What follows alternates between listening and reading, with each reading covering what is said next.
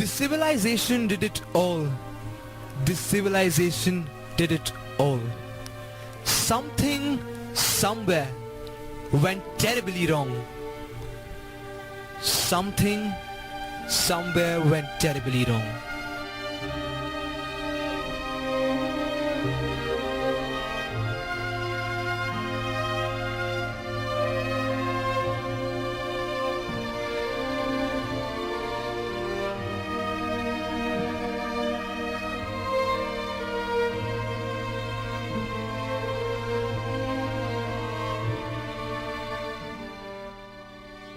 Yes, it did start when man came about.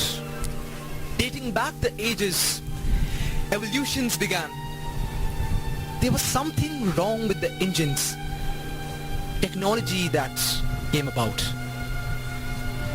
Yeah, that was a blissful year 2013, when everything was blowing with the wind and development was embracing its way all over the world. Distance had been immediate. Connectivity was immediate. More and more it felt like our lives had turned into a grueling race toward the finish line we could never reach. I can still measure the passage of my life with the globe's milestones. Every day the foundation of a new skyscraper being laid. The memories of a young one in a family being fade. The death toll rising by every date. The enchanting sound of the river, the whistling and puffing of engines, the banging of buffers and the clamping of iron complaints. This blend of development and environment, all this has left a deep impact on my soul. But the question that is still left unanswered in my mind: what did development actually mean to you?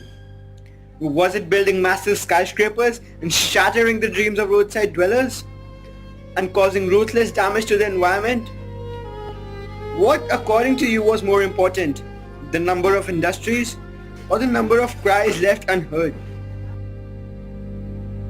I never pondered at this question, but the epoch of revolution forced me to believe that they were correct. My ancestors were correct. That every age witnesses a tussle between development and environment. But it wasn't a tussle. It was the most grievous mistake any generation could ever make. Our use was not our mistake. Neither was our misuse the mistake. It was a crime. Our approach towards it was a crime. Frankly, I don't think that the environment was being harmed by natural disaster, that it was being harmed by human activities.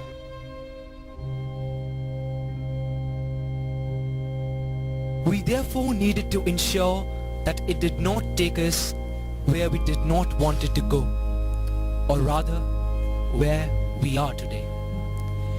It was of utmost importance that we sat together with an open mind and defined rules that would help shape the kind of world we wanted to leave for our children.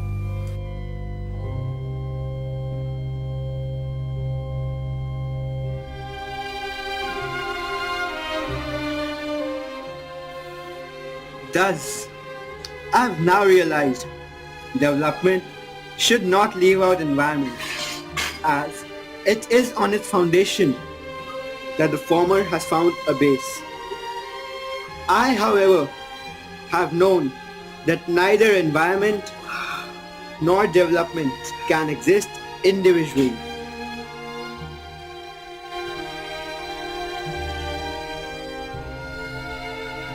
In fact, they cannot be separated from each other, right? The environment, as I understand it, is something that we all function in. It is our immediate environment, right? Can you imagine development without the environment, the natural resources that we have? We can't separate the two.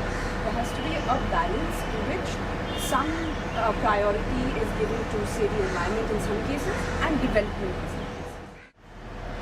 I'm saying that, in my opinion, if environment and development have to go hand in hand, development has to be highly regulated.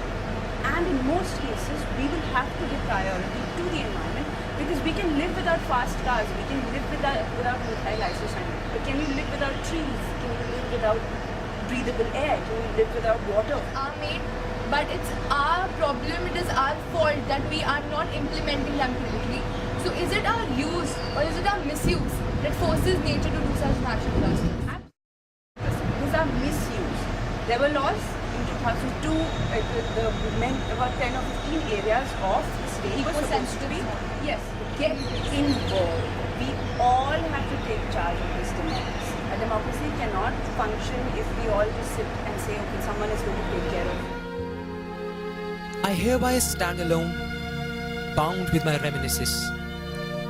I now turn and sow a seed of new hope to rebuild a civilization that would prosper out our dreams, where the mistakes made by us in the past arise to heaven and do not affect the future generations in any way.